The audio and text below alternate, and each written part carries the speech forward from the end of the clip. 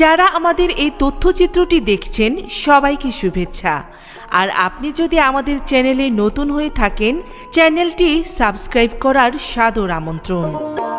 সময় কথা বলে, বাংলার স্বপ্ন, সম্ভাবনা ও ভালোবাসার।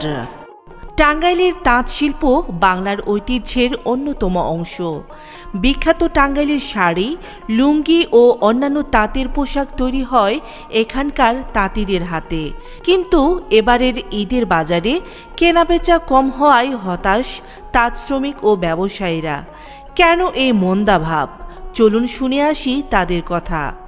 এবার ঈদের যে বেচাকিনি, এই বিষয়ে কি আপনার কেমন কি বুঝতেছেন? অ্যাকচুয়ালি আগামী বছর যে ঈদের যে ইটা ছিল, এখন আর ওই রকম হয় না। এই বছরটা ওই রকম হয় না, এই বছরটা একটু কম। এখন কাপড়ের দাম কি তুলনামূলকভাবে কি সে আগের থেকে একটু বেশি না? আগের তুলনায় এখন আমাদের কাপড়ের দাম বৃদ্ধি পাইছে। আগে যে কাপড়গুলো আমরা নিতাম হইলে আপনি মনে করেন 1200-1300 টাকা করে, সেইগুলো পার পিসে 100 টাকা 150 টাকা বাইরে গেছে।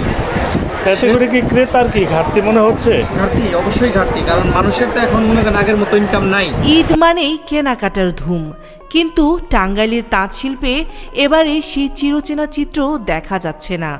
ক্রেতাদের ক্রয় ক্ষমতা কমে যাওয়া এবং পাইকারি বিক্রেতাদের অর্ডার কমানোর ফলে এই শিল্পের উপর নেতিবাচক প্রভাব পড়েছে।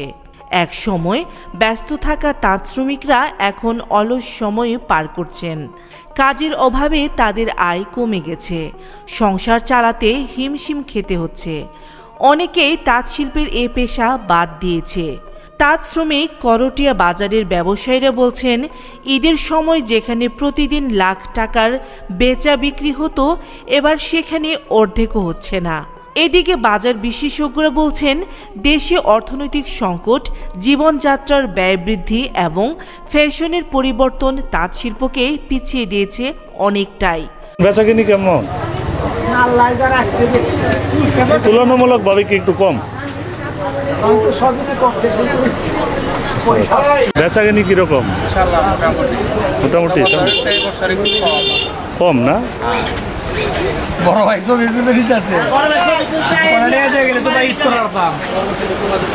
অনেক ক্রেতা এখন ভিনদেশি পোশাক বা আধুনিক ডিজাইনের শাড়ির দিকে ঝুঁকছেন, ফলে ঐতিহ্যবাহী তাঁত শিল্পে মন্দা দেখা দিয়েছে।